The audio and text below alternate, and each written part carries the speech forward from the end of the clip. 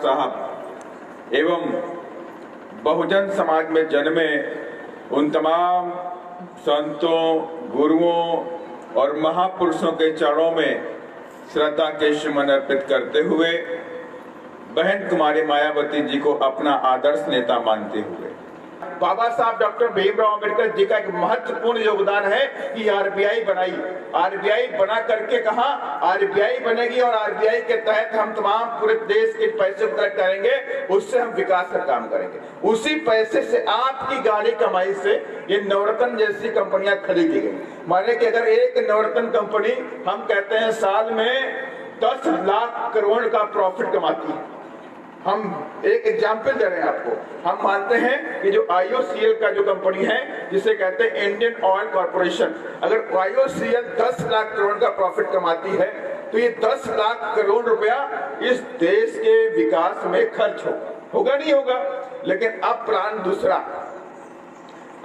दूसरा क्या है कि अब इस सारी कंपनियों को बेच लो, इन कंपनियों को बेच दो, ये सारी कंपनियां प्राइवेट हाथों में पहुंच जाएं।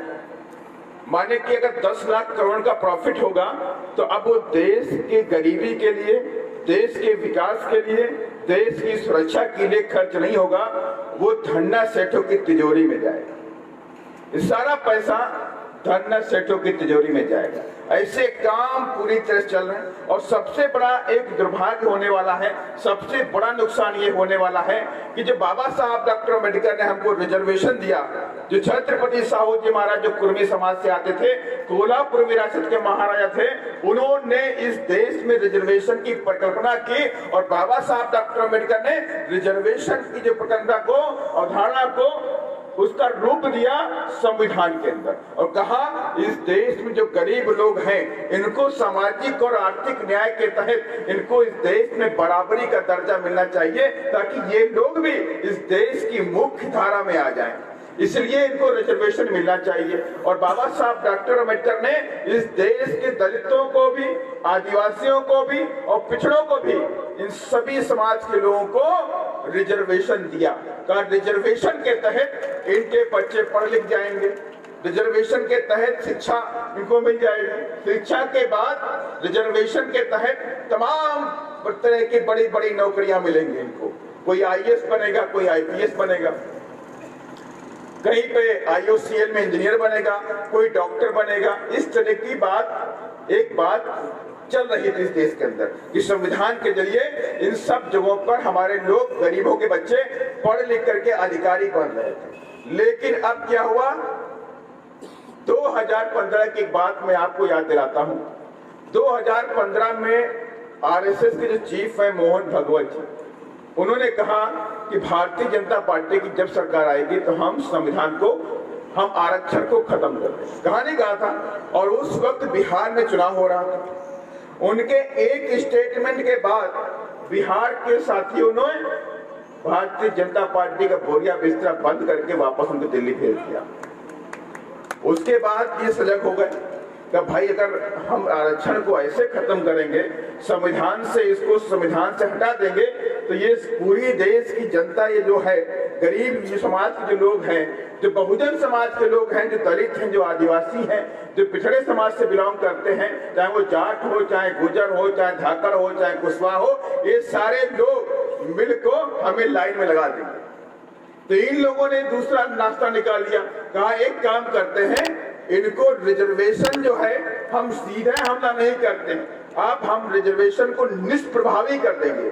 मानने कि रिजर्वेशन तो संविधान में रहेगा लेकिन वो निष्क्रिय हो जाएगा, काम नहीं कर पाएगा। वो कैसे काम नहीं कर पाएगा कि सारे एयरपोर्ट बेच दो, उनको प्राइवेट हाथों में दे दो, सारे रेलवे का सिस्टम पूरा प्राइवेट हाथों में दे दो, सारी बड़ी बड़ी कंपनियां बेच दो, IOCL बेच दो, BPCL बेच दो, बैंकें बेच दो, तो बचा फिर क्या आपके पास?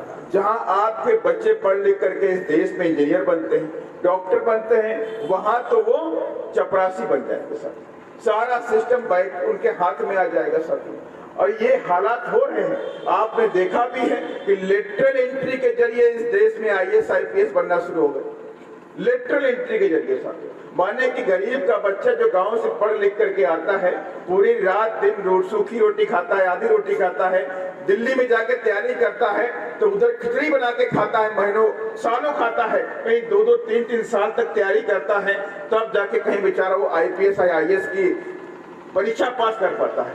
लेकिन अब क्या सिस्टम हो गया कि अब सिस्टम ये कर दिया कि धन्ना सेठों के बच्चों को सीधे लेटरल एंट्री दी जाएगी।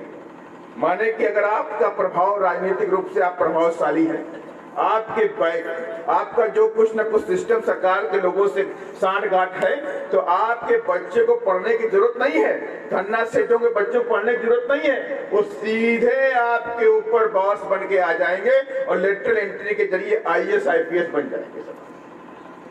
अभी डिप्टी सेक्रेटरी की पोस्ट निकालेंगे, उस डिप्टी सेक्रेटरी में कोई रिजर्वेशन का सिस्टम नहीं है। और खास बात देख लीजिए, जो भारत का संविधान कहता है रिजर्वेशन का सिस्टम होना चाहिए, 27% पिछड़ों के लिए होना चाहिए और दलितों के लिए होना चाहिए, वो रिजर्वेशन सिस्टम लेटरल एंट्री के में कोई भी फॉलो नहीं किया जाएगा, वो रिजर्वेशन सिस्टम वहां पे होता ही नहीं। इस तरह से काम हो रहा है और हमें जगने की जरूरत है और सोने की जरूरत नहीं है। अगर हम आज सो गए तो आने वाली जो हमारी जनरेशन होगी इस देश के अंदर, वो दोबारा गुलाम बना दी जाएगी, फिर आपके पास बचेगा नहीं सच, क्योंकि ये बहुत चालाक लोग होते हैं। ये चालाक इसलिए होते हैं कि बहुजन समाज पार्टी बहुजनों का आंदोलन है, इस बात को आप मान लीजिए। बहुजन समाज पार्टी ये बहुजनों का आंदोलन है अपने आप में, पार्टी के साथ में मूवमेंट भी है। और ये बहुजन समाज पार्टी इस देश में चाहती क्या है? बहुजन समाज पार्टी इस देश में चाहती है सामाजिक न्याय, कि सामाजिक न्याय मिलना चाहिए, आर्थिक मुक्ति का आंदोलन होना चाहिए सबको। सामाजिक न्याय के माने क्या हो गया? जातिवाद, ऊंच नीच की भावना इस देश से खत्म होनी चाहिए, सबको बराबरी का हक मिलना चाहिए। और दूसरी बात बोली आर्थिक आंदोलन माने कि हम जो अमीर और गरीब के बीच की जो खाई है उसे खत्म करना चाहिए।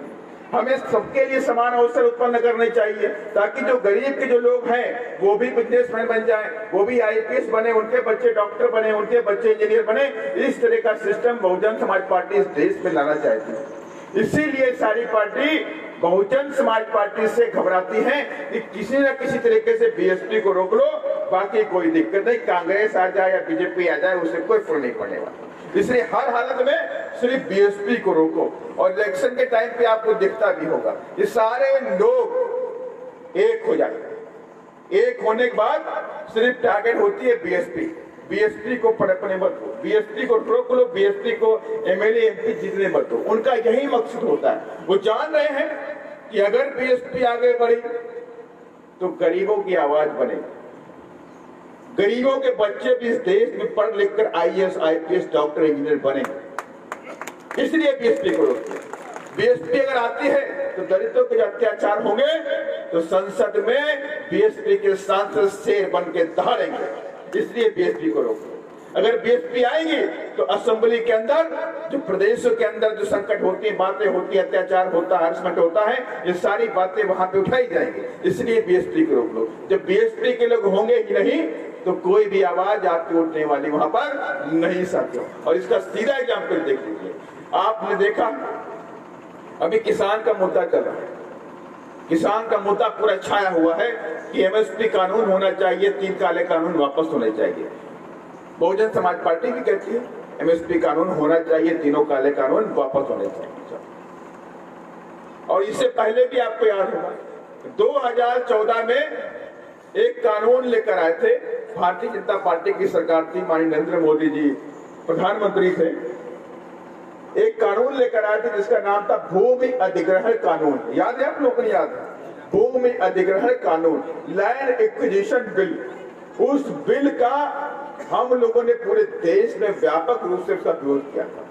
फिर तमाम सारी पार्टियां हमारे पीछे हो गई, उन लोगों ने विरोध किया और उस बिल को वापस लेना पड़ा। उसके बाद देखिए नोटबंदी हुई।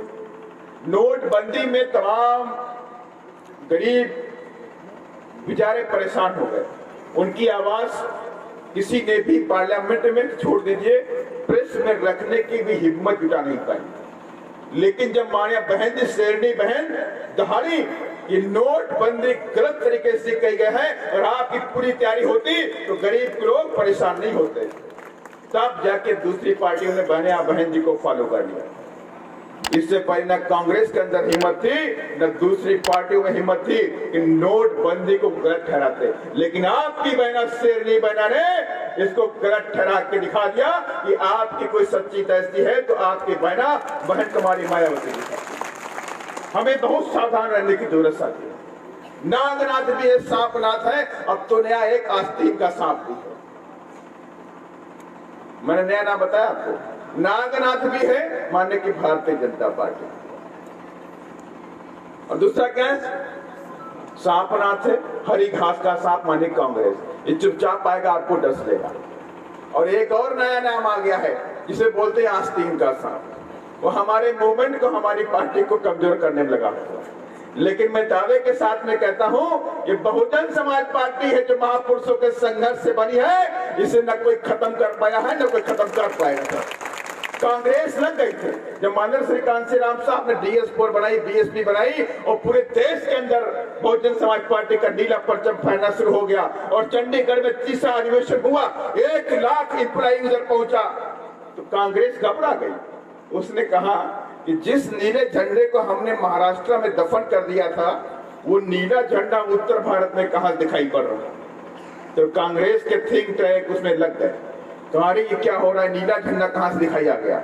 जो बाबा साहब का झंडा महाराष्ट्र में था उधर तो हमने इसको खत्म कर दिया, ये उत्तर भारत में कहां से आ गया? तब उनको खबर मिली कि माननीय श्री कांशीराम साहब कोई आ गए हैं, उन्होंने नीला झंडा बाबा साहब का पूरी ताकत के साथ उत्तर प्रदेश में खड़ा कर दिया। और लग गए वो लोग कि भाई खत्म करो। कांग्रेस ने कहा BSP को खत्म करो, DS4 को खत्म करो, बामसे को खत्म करो। पूरी टीम उनकी लग गई, 5 से 6 लोगों की टीम बना दी गई कि या किसी भी हालत में बामसे को खत्म करो। माननीय श्री कांशीराम साहब के साथ जो तमाम लोग थे महाराष्ट्र के, कई और प्रदेशों के भी लोग, ताजेंद्र झल्ली भी थे, कई और भी लोग थे, कई सारे नाम थे, कांग्रेस ने उनको खरीद लिया। कांग्रेस ने उनको खरीद करके उनको कई मंत्री बना दिया, कई मंत्री बना दिया, कई राज्यसभा भेज दिया, कहा अब बम से खत्म हो गई। लेकिन साथ में कहता हूं, वो धन्य है माननीय श्री कांशीराम साहब कि उनके साथी छोड़ के चले गए, लेकिन आप लोगों ने माननीय श्री कांशीराम साहब का साथ नहीं छोड़ा, समाज के लोगों ने साथ नहीं छोड़ा। और आज भी मैं दावे के साथ में कहता हूं, जो लोग भी बहुजन समाज पार्टी को कमजोर करना चाहता हूं, तो मैं उनको बताना चाहता हूं, चेतावनी देना चाहता हूं, आप खत्म हो जाओगे, ये महापुरुषों का मिशन खत्म नहीं होने वाला है। ये गलती मत दोहराइए, आप गलती मत दोहराइए। इतिहास के पन्नों में आपका नाम भी काजोल की तरह लिया जाएगा और कोई आपके लिए कोई बनाम नहीं आने वाला। ये साथी में तमाम मेरे साथी बैठे हुए, आप सबको समझना पड़ेगा, सोचना पड़ेगा कि आखिर इस देश के अंदर ऐसी कौन सी पार्टी है जो इस देश की रखवाली कर सकती है, इस देश में गरीबी खत्म कर सकती है, इस देश में बंधुत्व ला सकती है, भाईचारा बना सकती है। तो एकमात्र पार्टी आपकी है बहुजन समाज पार्टी, और एकमात्र देश की नेता है बहन कुमारी मायावती के साथ, क्योंकि हमारे पार्टी के संविधान में लिखा हुआ, बाबा हम नहीं कहते हैं कि हम संविधान को लागू करेंगे। अब आपने देखा होगा कई सारी पार्टियां जब चुनाव आता है तो घोषणा पत्र जारी कर देती है, करती नहीं करती, तमाम तरह के वादे करती है। कोई कहता मैं 25 रुपए किलो घी कर दूंगा, 5 रुपए लीटर दूध कर दूंगा, दूध की नदियां बहा दूंगा, गैस 100 रुपए कर दूंगा, 50 रुपए पेट्रोल कर दूंगा, फ्री बिजली कर दूंगा, फ्री पानी कर दूंगा, फ्री खाद कर दूंगा। इस तरह के मतलब आपको घोषणा पत्र मिल जाएंगे। लेकिन कभी आपने देखा कि बहुजन समाज पार्टी आपको कभी झूठे वादे करती? कोई मेरे साथी बता दे सकता, कभी आज तक माने बहन जी आपसे झूठे वादे किए? बहन जी एक बात कहती है चुनाव के समय में कि जब भी बहुजन समाज पार्टी सत्ता में आएगी, हम बाबा साहब के संविधान को 100% लागू कर देंगे। और जिस दिन बाबा साहब का संविधान 100% लागू हो गया, ये देश महाशक्तिशाली बन जाएगा, महाशक्तिशाली। इस देश में न गरीबी होगी, न जातिवादी होगा, न ऊंच नीच होगा। ये देश बंधुत्व के नारे पे बंद कर रहेगा साथियों। लेकिन ये लोग कभी नहीं चाहते इस देश के अंदर गरीबी खत्म हो जाए, ऊंच नीच खत्म हो जाए, जातिवाद खत्म हो जाए। ये लोग चाहते हैं कि इस देश के अंदर हमेशा गरीबी बनी रहे, जातिवादी बना रहा है, गरीब का बच्चा गरीबी में रहे और गरीब का बच्चा सिर्फ लेबर और मजदूरी करे। वो ये नहीं चाहते कि गरीब का बच्चा, किसान का बच्चा, मजदूर का बच्चा इस देश में पढ़ लिख कर कलेक्टर, डिप्टी और एसपी बन जाए साथियों। और ये अवधारणा सिर्फ बहुजन समाज पार्टी के पास है और ये हमने करके भी दिखाया है। जब उत्तर प्रदेश के अंदर बहन कुमारी मायावती जी की सरकार थी और मान्या बहन जी 4 बार मुख्यमंत्री बनी, तो हमने सारे काम करके दिखाए साथियों। आपके बगल में साथियों आगरा है, आपके बगल में आगरा है साथियों, आपने देखा भी, वहां पे हमने एक स्कीम लगाई 2009 में। बहन कुमारी मायावती जी ने स्कीम लगाई, उसका नाम था मान्यवर श्री कांशीराम शहरी आवास योजना। और उस आवास योजना के तहत 2-2 कमरे का फ्लैट बना करके गरीबों को, लाखों माने हजारों नहीं, लाखों गरीबों को हमने फ्री में बांटने का काम किया और सर्व समाज के गरीबों को वहां पर देने का काम किया साहब।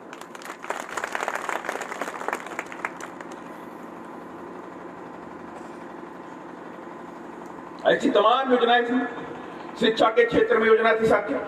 उत्तर प्रदेश में जब बहन जी की सरकार थी, उस वक्त सैकड़ों school, degree college, engineering college, medical college, कई सारी यूनिवर्सिटी खोली गई साथियों।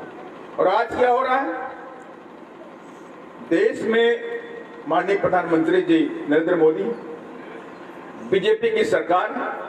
अब आप बता दीजिए, आप 20 यूनिवर्सिटी का नाम बता दीजिए जो पिछले 5-7 सालों में खोली गई। कहीं खोली गई साथियों? माने कि केंद्र की सरकार है, केंद्र की सरकार ने 20 यूनिवर्सिटी और 20 डिग्री कॉलेज तक नहीं खोले साथियों। और मान्या बहन जी उत्तर प्रदेश के मुख्यमंत्री हैं। 2007 से 12 के बीच में हमारी बहुमत की सरकार है।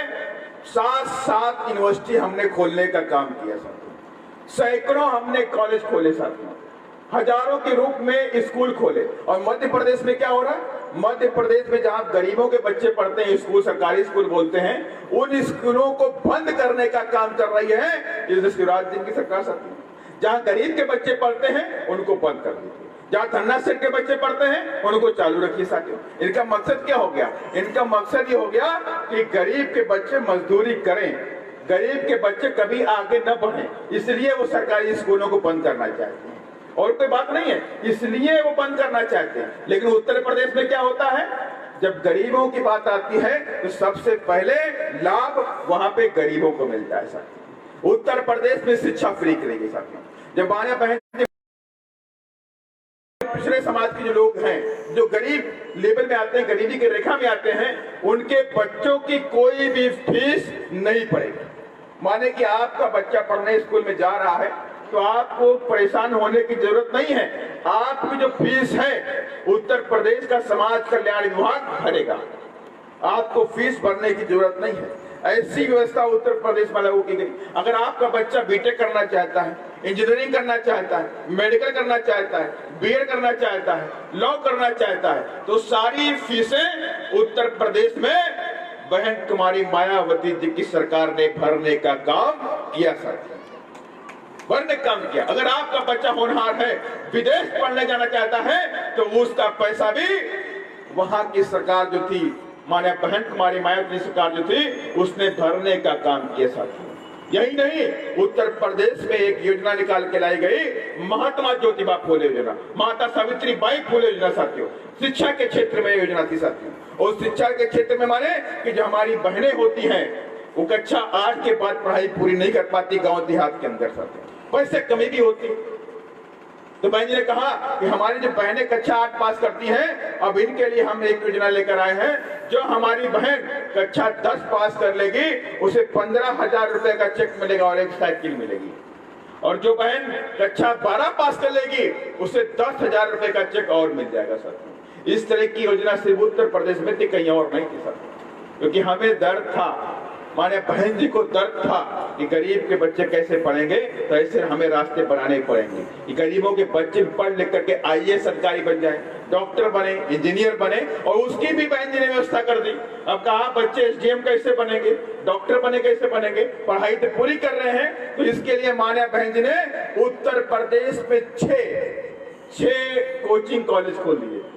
छत्रपति साहू जी महाराज के नाम से 6 कोचिंग कॉलेज खोले।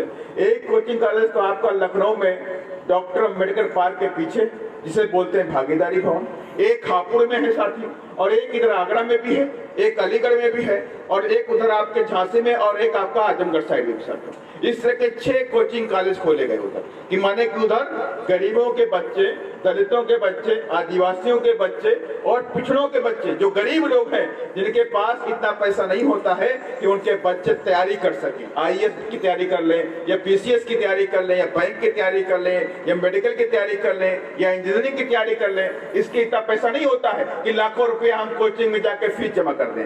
इसीलिए माने बहन जी ने उधर कोचिंग कॉलेज बना दिए। कहा कि उधर आपको बच्चों को सिर्फ आना है, आपके बच्चे उधर आएंगे, एडमिशन लेंगे, खाना फ्री मिलेगा, रहना फ्री मिलेगा, कॉपी किताबें ट्यूशन आपको सब फ्री मिलेगी साथियों, सब फ्री मिलेगी साथियों। और ऐसा हुआ भी, वहां से बच्चे निकल के हजारों की संख्या में एसडीएम बन गए, कहीं पीसीएस बन गए, कहीं डॉक्टर बने, कहीं इंजीनियर बने। और अभी आपने हाल में भी देखा साथियों, जो हापुड़ के अंदर हुसैनपुर में जो कोचिंग कॉलेज बना हुआ है, अभी उधर 65 बच्चों ने पीसीएस की परीक्षा पास कर ली, वो सारे एसडीएम बन गया, कोई कमिश्नर बन गया, कोई सेल टैक्स में गया, कोई इनकम टैक्स में गया था।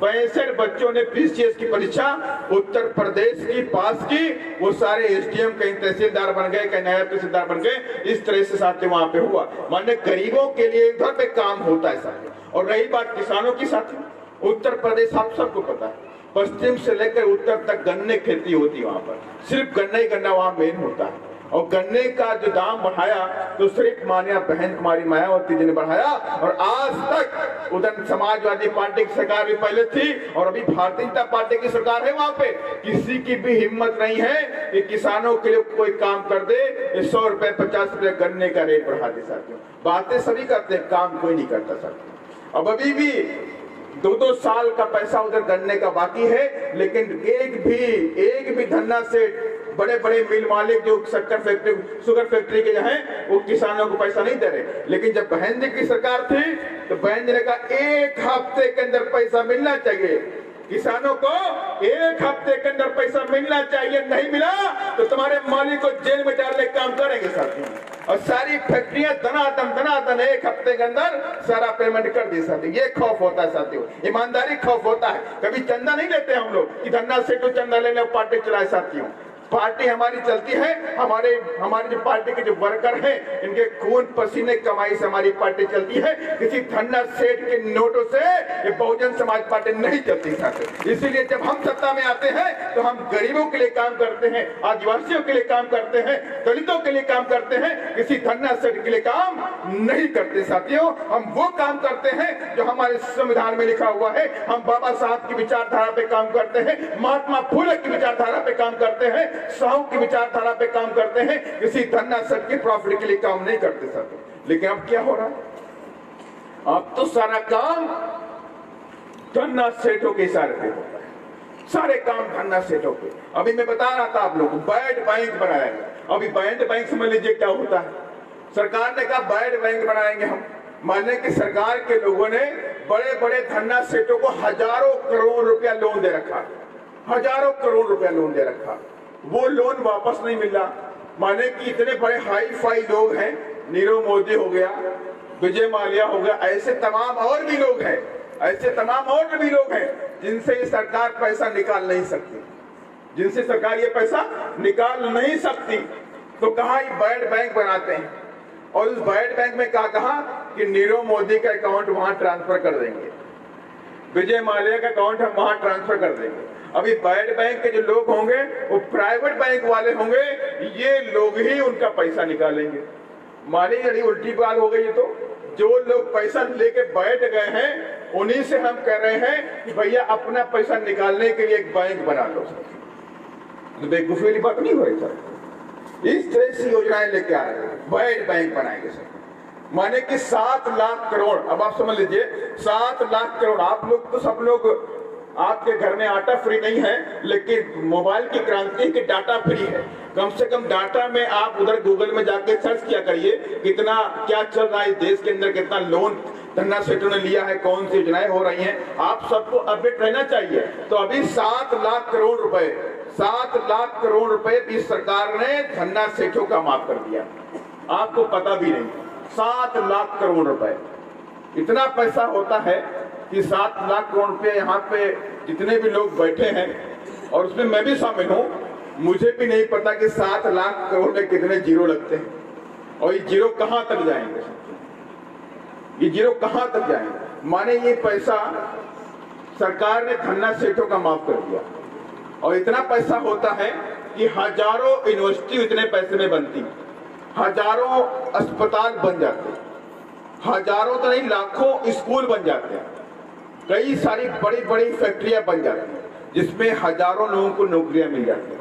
अगर स्कूल बनते तो लाखों बच्चे उसमें फ्री में पढ़ते, यूनिवर्सिटी बनती तो लाखों यूनिवर्सिटी में बच्चे वो फ्री में पढ़ते। साथ इतना सा पैसा सरकार ने राइट ऑफ कर दिया इन धन्ना सेठों का साथ। और हम क्या कह रहे हैं, मोदी जी जिंदाबाद, वाह भाई वाह, कह रहे हैं भाई बहुत अच्छा हो रहा है, बड़ा हिंदूवाद की बात चल रही है यहाँ पे।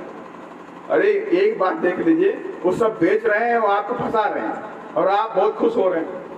खुश होने की बात नहीं है, क्योंकि महापुरुषों का संघर्ष है ये, चाहे महात्मा फुले जी का संघर्ष हो, चाहे साहू जी का संघर्ष हो, चाहे परियार रामास्वामी साहब का संघर्ष हो, चाहे किरणानंद स्वामी साहब का संघर्ष हो, चाहे बाबा साहब का संघर्ष हो, चाहे हमारे महापुरुष माननीय श्री कांतीराम साहब का संघर्ष हो। आज उनका ही संघर्ष है कि आपको उन पार्टियों में भी इज्जत मिलती है जो हमारे समाज के बहरूपी उधर जाते हैं, वरना उधर भी इज्जत नहीं मिलती थी कभी भी। ये बीएसपी का संघर्ष है और बहुजन समाज के लोगों का संघर्ष है कि आज हम लोग इस स्टेज पे खड़े होकर के शान से आपके सामने दहाड़ रहे हैं सब में। और यह बहुपुरुषों का संघर्ष है कि आप कुर्सी पे बैठ करके आप अच्छे कपड़े बैठ के बैठे हुए सब, ये महापुरुषों की देन साथी है, इस बात को नहीं भूलना चाहिए। अगर महापुरुषों ने संघर्ष किया है तो आज हम इस लायक बने हैं, अगर हमने संघर्ष नहीं किया तब क्या होने वाला है, अगर हमने संघर्ष नहीं किया तब क्या होने वाला है। आने वाले जनरेशन, आने वाले जो बच्चे हैं, जो छोटे छोटे बच्चे आपके हैं, जो बड़े सपने देखते हैं कि मेरा बच्चा पढ़ लिख कर अधिकारी बनेगा, डॉक्टर बनेगा, इंजीनियर बनेगा, ये बच्चा जब पढ़ लिख जाएगा तब क्या करेगा, ये इन्हीं धन्ना सेठों का गुलाम बन जाएगा, इन्हीं धन्ना सेठों का गुलाम बन जाएगा। और वो आपसे पूछेगा कि पिताजी आपने कोई संघर्ष नहीं किया, आपने कोई संघर्ष किया होता, इतिहास के पन्नों से आपने कोई सीख ली होती तो कम से कम हम गुलाम नहीं बनते। आप तो गुलाम नहीं बने कि बाबा साहब ने संघर्ष किया, हमारे महापुरुषों ने संघर्ष किया, तो आप तो गुलाम नहीं बने। लेकिन आपने कोई संघर्ष नहीं किया और आपने अपनी बहन ने कोई देश की गद्दी तक नहीं पहुंचाया, इसीलिए हम गुलाम बन गए। ये वक्त है सर, वक्त की नजाकत को समझिए, ये वक्त बार बार नहीं आता, जो समय निकल जाता दोबारा नहीं आता सर। इसलिए मैं कहना चाहता हूं कि जितने भी लोग मेरे पीछे मंच पे बैठे हुए हैं और जितने भी आगे बैठे हुए हैं लोग, आप लोगों को अपनी जिम्मेदारी को निभाना पड़ेगा। जिम्मेदारी को निभाइए तो ईमानदारी से निभाइए, उस काम को मंजिल तक लेकर जाइए, जो सोच लिया, जो ठान लिया, उसको आगे बढ़ाएंगे। सपना देखिए, उसको सपने को पूरा करने के लिए कार्य करिए सर। अगर हमने सपना देखा है कि 2023 के अंदर बहुजन समाज पार्टी की सरकार बनाकर रहेंगे मध्य प्रदेश में, तो उसके लिए आप सबको निकलना पड़ेगा। और ये दावे के साथ मैं कहता हूं, इस बार कोई भी बहुजन समाज के आंदोलन को रोक नहीं पाएगा और बहुजन समाज पार्टी 2023 में अपने दम पे सरकार बनाएगी। कोई भी गलतियां, हमने गलतियां सीखी हैं, अभी उपचुनाव हुआ है, जो गलतियां थी हमने सीख ली सर, उन गलतियों को दोहराएंगे नहीं। हम सीख एक बार होती है, हम बहुत कम वोटों से कई सीटें हमने लूज की है, लेकिन वो दर्द है हमारे अंदर, लेकिन उस दर्द को अब आपको पूरा करना होगा सर, उस काम को आपको पूरा करना होगा। कम से कम अभी पंचायत का चुनाव होने वाला है, लोकल बॉडी का चुनाव होने वाला है, वार्ड का चुनाव होने वाला है, पार्षदी का चुनाव होने वाला है। इस चुनाव के अंदर आप नीला परचम पूरी जान से फहरा देना और बीएसपी के प्रत्याशी को जिता करके उनको भेज देना सर, तब ये बात बन जाएगी सर।